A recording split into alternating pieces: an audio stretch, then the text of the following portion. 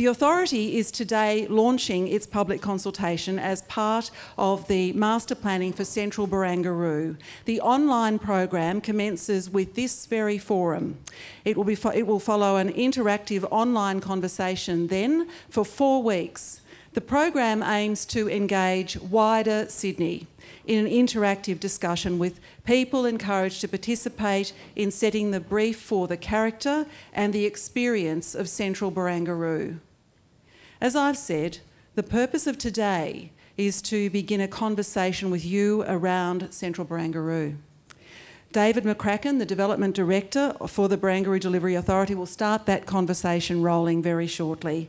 You'll also meet Philip Enquist, who's the lead partner at Skidmore, Owings and Merrill of Chicago, who are master planning Central Barangaroo. He'll explain the role of his company and the work on this project so far.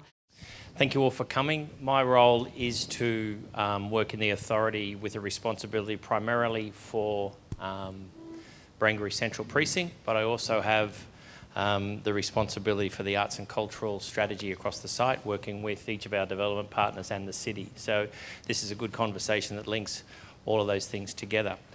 I'm also, unfortunately, the guy that's going to give you some of the word slides of tonight, and Phil will give you all of the creative slides of the night. This is the overarching vision. It's on our website for Barangaroo that was set out by the board and tested in consultation and worked with Lend-Lease over the last 2 or 3 years. The ambition, creating the best place in the world and a brilliant new dimension for Sydney. It's primarily to ensure that Barangaroo is an addition to Sydney, and that's part of the conversation it's about, not a place in itself.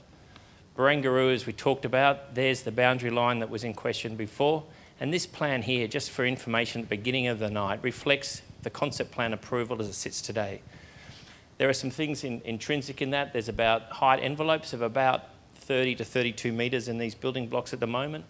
There's a commitment of public open space, primarily in this area at the moment, and there's a commitment from the authority to maintain that, and the work that Phil's doing is to ensure that is maintained. But it's clear that in this plan, the regimented plan, the envelopes that exhibit here are the opportunity for us to tonight inform what happens in the design development and the project development of that area. So Central Barangaroo itself is 5.2 hectares. It's about 200 metres wide and 300 metres long.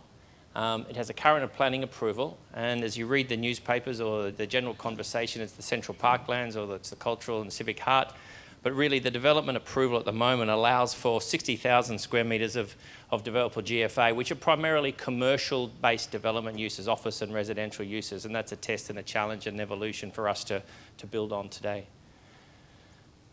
Central Barangaroo vision, and some of the words here, it's about a boldness, it's about engaging intimately with the harbour.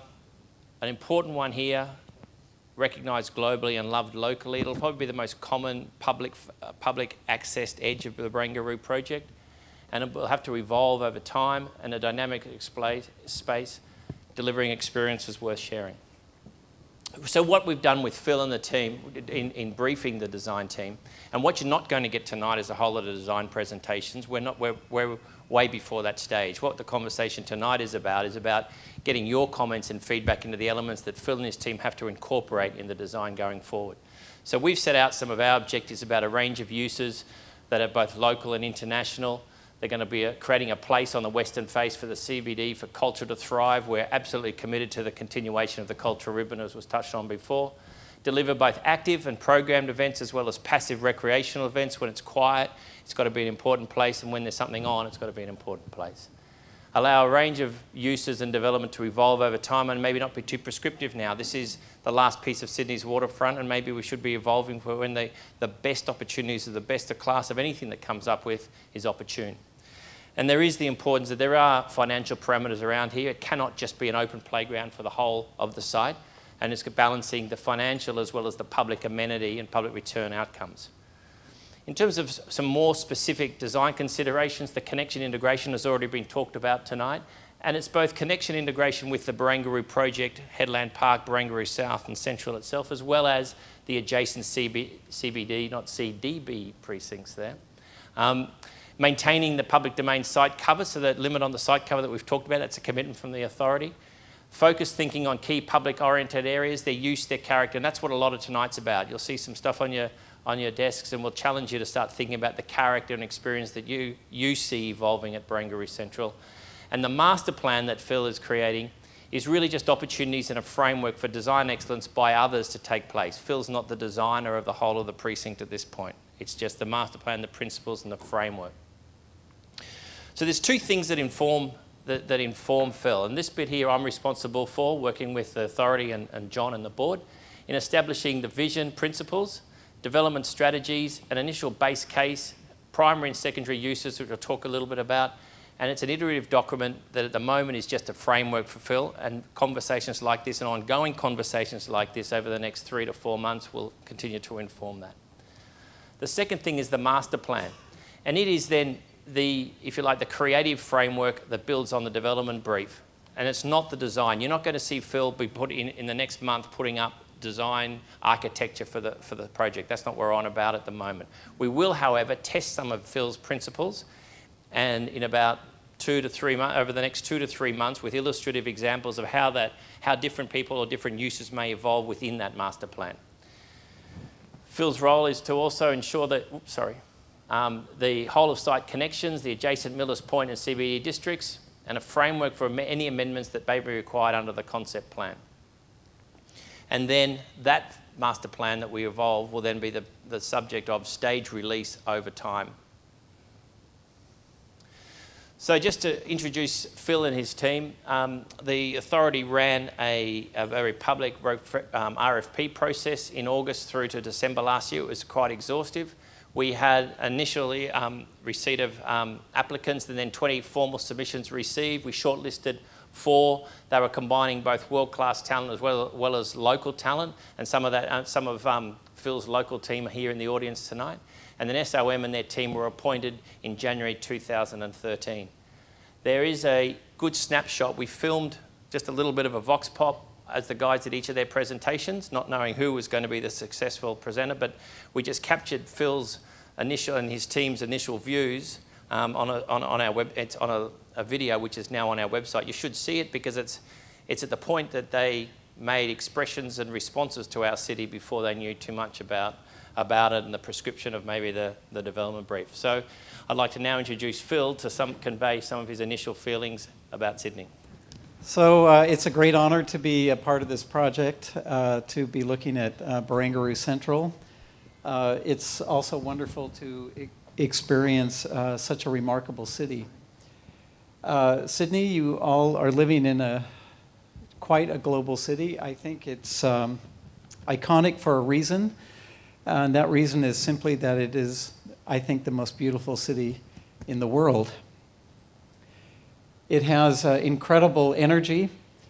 You have the most amazing relationship between city and harbor that I've ever seen. And I've spent most of my life in San Francisco, and we thought that was a pretty good place, but it has nothing on Sydney. You are doing a tremendous amount to enliven your waterfront, and creating the cultural ribbon and starting to connect all the dots together is really incredible. And when Barangaroo completes that foreshore walk, I think it will just be an amazing public space for people to walk, jog, bicycle throughout the entire city. And you have this reinvented industrial district which is allowing Sydney to now reach its western waterfront. It seems like you have a phenomenal tradition of gathering at the waterfront, bringing the whole city to your harbor for arts, performances. We see this area, which once was a port of trade, turning into port of ideas, where people come to the waterfront not just for major celebrations, but for every night events. You have a tradition of great parks, and we want to continue that in Barangaroo Central, and great public places that really bring you all together. Barangaroo Central also is adjacent to many interesting historic neighborhoods. Millers Point, Walsh Bay, Observatory Hill is tremendously interesting places, all separated from each other by elevation. So how do we connect them all together? How do we bring a new entrance into Barangaroo Central from Miller's Point? And how do we respect the history and tradition of these places? You have an amazing trail system throughout the city that we want to continue. And you also have this tradition of being connected by ferries. I think many of you start your day and end your day on the harbor. It's quite wonderful. So Barangaroo will play a role too, becoming, I think, the second most active ferry terminal after Circular Quay. And so it's a very important portal or entry into Sydney. So this partnership of city and water, of history and the future, of local and global, I think will influence our work at Barangaroo Central. And all that will add up to continuing to strengthen this remarkable city. So I think Barangaroo Central has to contribute to make the city even better than it is today. When we first came onto this project with our team, we took some notes as we were touring and meeting with various groups, and it seemed that when all is said and done, the Barangaroo projects, the headlands, Barangaroo Central, Barangaroo South, will all end up being the western waterfront. We won't have these names that divide them anymore. They will all be together. And so we were very interested in how the public spaces from the Headland Park to Central, how that waterfront reaches Hickson Road, how that ties down into Barangaroo South is all connected. So these really incredible places. I mean, Headland Park, I think, will be a globally significant public park. The open space at Central and then the collection of spaces in South all need to add up together. We also, I think Reg mentioned the elevation challenges. We have Miller's Point right to the east. We have the ability to connect the city to its western waterfront. It's always had this great cliff along Hickson. So the buildings that are added to Central can help to make the bridge from the upper High Street and Kent Street areas down to the waterfront and maximize views.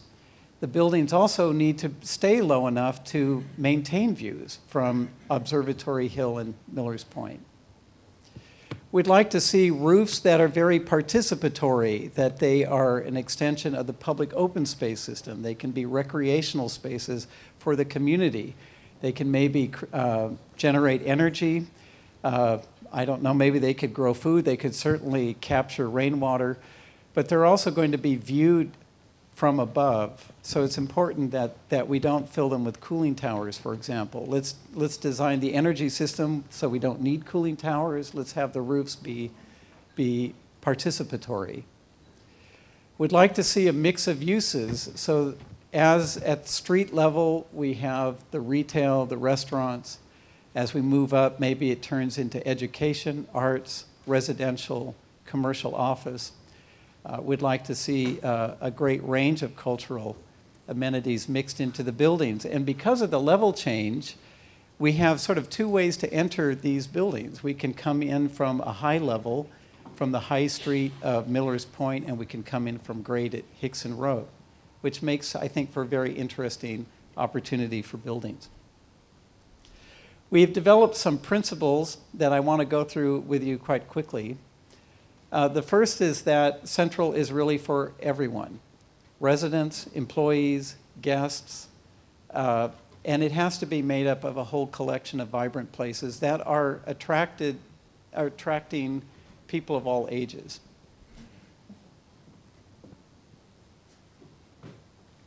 Well, maybe not them. I don't know if we want them, but. We also, as I mentioned, see a public waterfront of great public places, not just one major place, but a whole series of spaces, and as we talked about earlier, that they're connected together, and that we really create a dynamic western waterfront for Central Sydney. Oops, they keep coming back. So continuing your tradition of really bringing people to this waterfront. The third principle was really that it's a place for culture to thrive. So live at Central. What's going on at Central this weekend It starts to signify the western waterfront. Activities at Headland Park could be very different from activities around the North Cove. Those could be very different from the public places at Central or within Barangaroo South. We'd like to see this as a city meeting place for the arts. And again, this idea of port of ideas, how can we really engage all these public spaces in some kind of education for everyone? An idea of a university for everyone. And extending the commitment of cultural institutions that you have in Central and on the east side over to the west side. Spaces that engage many. The fourth one, a lot of you have brought up the issue of access. It is an interesting part of the city to get to.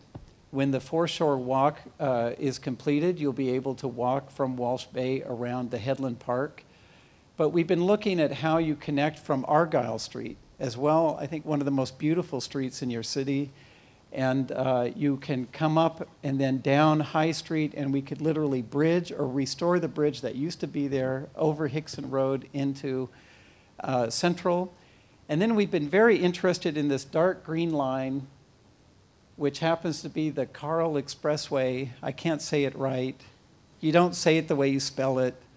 But this is a really interesting line because it connects the Royal Botanic Gardens, the Sydney Opera House, Circular Quay, the Rocks, Observatory Hill, and right into Millers Point and Central. If we could figure out a way to make that a pedestrian link, you tie together some of the most important parts of your city all in one line, and it becomes a new front door for Central. And Central struggles right now with how do you get there? Barangaroo South, you come in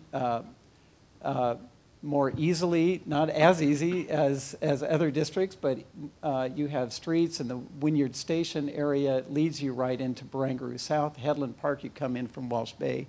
But the middle, I think we have to be more imaginative of how we link in from the upper parts of Sydney and tie in Observatory Hill. Maybe we can actually add new life, new cultural institutions to the Observatory Hill area.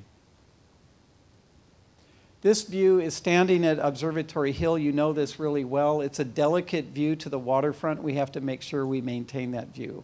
We don't want to block this view.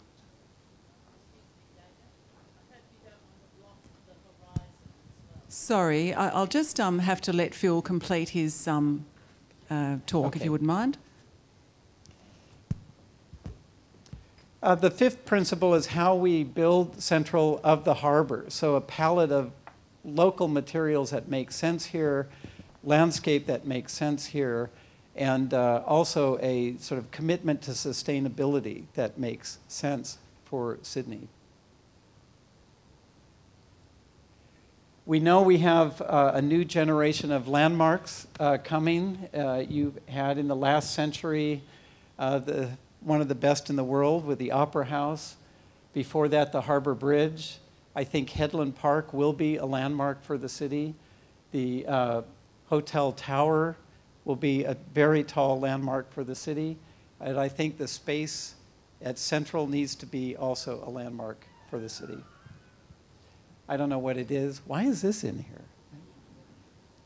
Anyway, finding that next generation of cultural institutions to put Central on the map is important. So what that led us to with Phil, and he's got two teams. He's got his working team, which are just about kicking off work about now.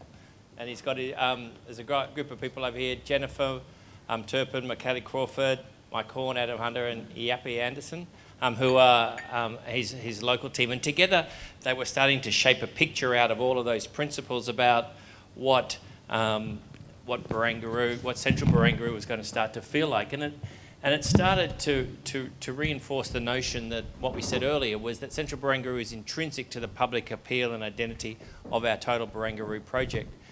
And we've started to polarise, and what we want you to consider as two alternatives, if you like, in the room this evening is as urban theatre, a little bit more urban, a little more character, a bit more creative, and as Harbour Park, which is more recreational. Someone mentioned where you can run, where you can use it like the Domain.